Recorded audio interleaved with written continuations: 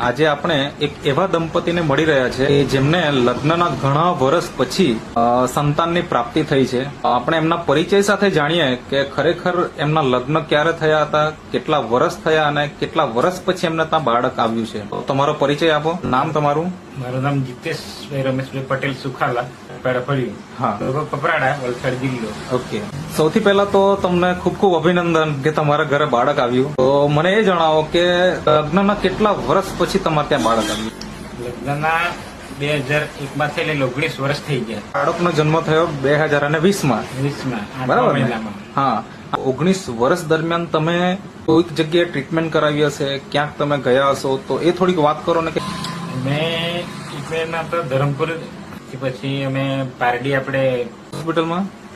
પૂજા hospital, okay. પછી અમે સંજીવની hospital આપણે વલસાડ, ઓકે. ત્યાં દોઢ બે